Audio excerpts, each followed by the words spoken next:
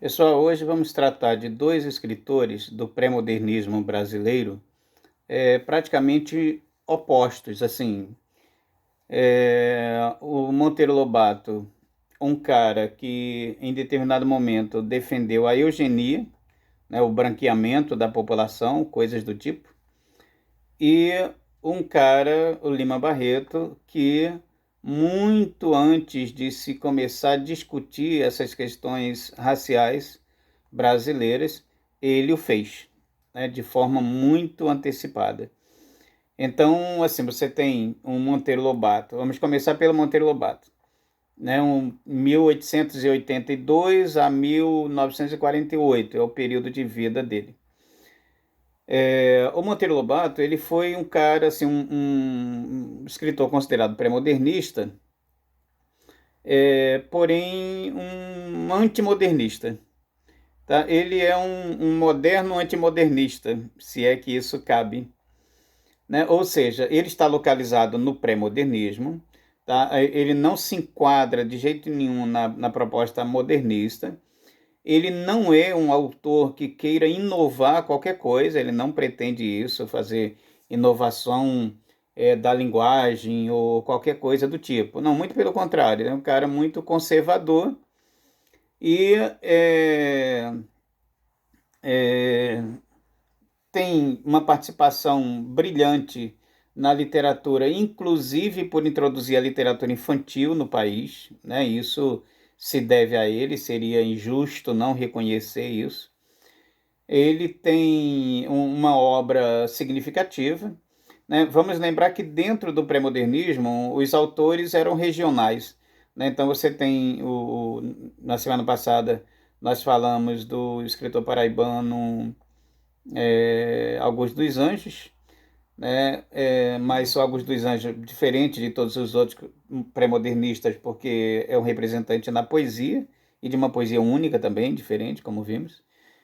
O Monteiro Lobato escreve no interior de São Paulo, em Taubaté, que é a cidade dele, e Lima Barreto, no Rio de Janeiro, abordando temas relacionados à capital do estado.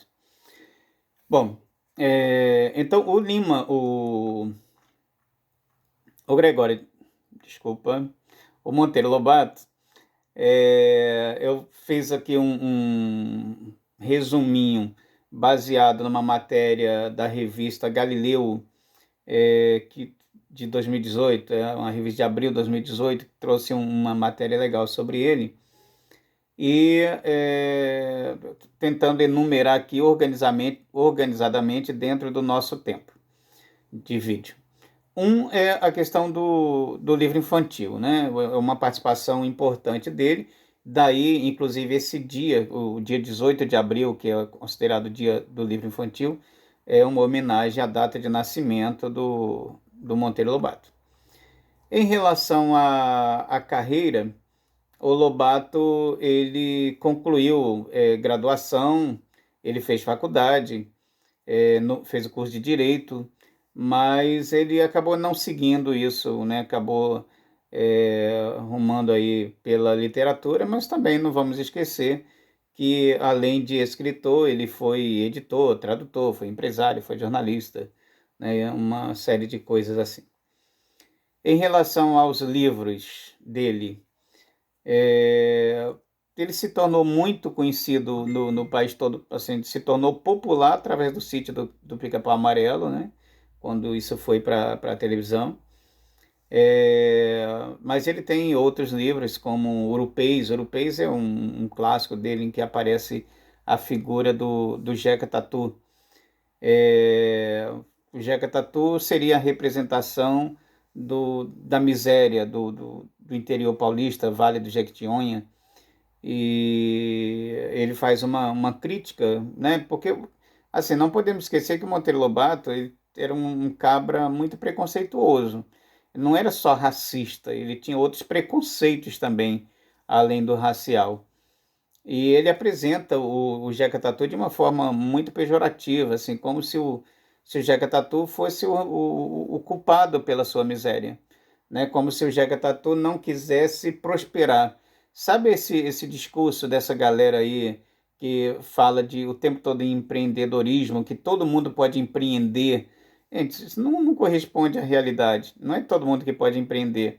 O cara que fala em meritocracia, todo mundo, quem está na miséria porque não se esforçou, gente, isso não existe. Uma coisa é você ter uma oportunidade, você se apega, você nascer muito pobre, né, em profunda miséria, aí você ter uma oportunidade, se apegar a essa oportunidade e a partir dela você conseguir sair daquela situação. Mas isso não é meritocracia, isso é oportunidade. Ou seja, você só conseguiu migrar, mudar de vida porque você teve uma oportunidade. Mas e quantos iguais a você não tiveram? Esses vão ser considerados culpados pelo seu fracasso, né, pela sua miséria, pela desgraça em que vive? Não funciona assim. Dizer que todo mundo tem as mesmas oportunidades, isso não faz o menor sentido. O Jeca Tatu, tadinho, além de tudo, não era só a questão dele ser preguiçoso, dele não querer pensar. O bichinho provavelmente tinha anemia, tinha todos os problemas decorrentes de quem vive no contexto em que ele vivia. Não dá para culpá-lo, né, pela sua miséria. O Lobato, ele foi um crítico ferrenho do movimento modernista, né, que gerou a Semana de 1922 e a partir dela. Ele praticamente é responsável foi o responsável por uma depressão de longo período da escritora Anita Malfatti. Ele faz, quando a Anita Malfatti volta para o Brasil, ela faz uma exposição e nessa exposição o Monteiro Lobato faz uma crítica muito pesada no Jornal do Brasil, se não me falha a memória, o Jornal do Comércio, e nessa crítica ele avacalha a obra da Anitta, ela própria, e ela fica anos, inclusive, sem pintar, consequência dessa situação gerada por ele. Algumas outras questões, né, do Lobato, como eu já falei, ele chegou a defender uma Ku Klux Klan no Brasil. Tá? Existe uma declaração dele próprio, quando ele diz: um dia se fará justiça ao Ku Klux Klan. Tivéssemos aí uma defesa desta ordem que mantém o negro em seu lugar e estaríamos hoje livres da peste da imprensa carioca. Ou seja, você defender uma Ku Klux Klan, né? São determinadas coisas que não se fala muito para não queimar mais o filme do cara, né? O cara já tá morto há tempo, o cara tem uma representação significativa na literatura, mas eu faço aquele discurso de sempre de que não é porque alguém morre que se torna santo, se torna justo. Eu não seria capaz de tecer elogios a Monteiro Lobato nesse quesito. No quesito criatividade, literatura infantil, produção literária, ok, inquestionável. Agora, nesse quesito, direitos humanos, questão racial, pô, ele realmente, né, não dá para tecer qualquer elogio a alguém que ache que a Ku Klux Klan foi uma coisa legal nos Estados Unidos que deveríamos ter uma aqui no Brasil. Profundamente lamentável, né? No livro Presidente Negro, o nome do livro é esse, o Presidente Negro, dele, ele defende a eugenia, né, o branqueamento da população. Bom, saindo dele, então, para o Lima Barreto. 1881 a 1922, viveu muito pouco, morreu numa situação degradante. O, o Lima Barreto, ele foi um dos autores negros branqueados. Inclusive, no primeiro, ele teve problemas de saúde, ele teve problemas mentais, ele acabou a vida assim, no hospício, morreu no hospício. E há um relato, né, de uma biógrafa dele, Lilia Schwartz, que declara, né, que na primeira internação dele com a doença mental, no topo da ficha aparecia identificado como branco. E ele era negro. Só que se você vê as fotos dele hoje nas apostilas, nos livros didáticos, ele foi branqueado, assim como o Machado de Assis. Só que veja só, não dá para a gente colocar os dois no mesmo nível. O Machado de Assis foi branqueado e em vida concordou com o branqueamento. Ele queria ser visto como branco, o Machado de Assis. Não era o caso do Lima Barreto. O Lima Barreto, a obra dele toda, enquanto o Machado de Assis não compra essa briga, né, pela defesa dos negros ou pelo fim da escravidão, ele faz até menção à escravidão, mas ele não compra esse barulho. Na primeira fase da obra dele, ele nem cita questões do negro. O Lima Barreto, ele fala desse tema o tempo todo, né? Ele pega pesado com relação à marginalização do negro que havia na capital e na periferia do Rio de Janeiro. Ele denuncia abusos policiais.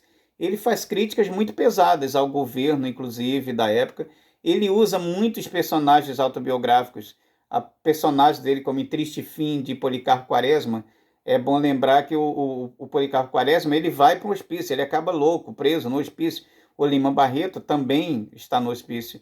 Então ele é muito autobiográfico, né? Ele coloca a situação dele que ele vive em muitos personagens. Isso é um grande barato da obra dele. Teve problemas com o alcoolismo, problemas terríveis com o alcoolismo, tadinho do bichinho. Agora, uma coisa nos chama a atenção. O alcoolismo e a boemia do Lima Barreto foi tratado como uma coisa feia. Já em Vinícius de Moraes, um escritor branco, da Zona Sul do Rio de Janeiro. Em Vinícius de Moraes, a boemia e o envolvimento dele com álcool, né, que nem chamam de alcoolismo, era uma coisa bacana. Era bonito falar da boemia do Vinícius de Moraes. É bonito falar que ele bebia e muito criava, inclusive, muitos poemas, letras de música, assim, bebendo. Mas no Lima Barreto, não. No Lima Barreto, ser boêmio era feio, ele era um irresponsável, o alcoolismo, ele se deixou levar pelo alcoolismo. Tudo bem, o Vinícius, ele administrou muito melhor essa relação dele com o álcool, né? Não chegou ao nível de alcoolismo do Lima Barreto, sem dúvida, não estou dizendo isso. Agora, a questão da boemia, essa questão, não, no Lima Barreto, isso é ruim. É um indicativo de irresponsabilidade. No Vinícius de Moraes, não, é uma coisa legal. O cara era boêmio, o cara era bacana, o cara fazia composições maneiras e o cara era um boêmio e curtia a vida na Zona Sul. Olha que diferença. Por quê? Porque você está diante de um autor branco e diante de um autor preto. O Lima Barreto foi um cronista, tem crônicas maravilhosas. Eu recomendo que você pesquise, leia pelo menos uma crônica do Lima Barreto. Busca no Google, Lima Barreto, Crônicas de Lima Barreto. Ele escreve crônicas lindas. O cara realmente foi um autor genial, né? Preciso que teve um apagamento temporário, mas depois teve a imagem e a produção resgatada e republicada. Tá? Leia uma crônica pelo menos do Lima Barreto. Um abraço, galera. Até os próximos.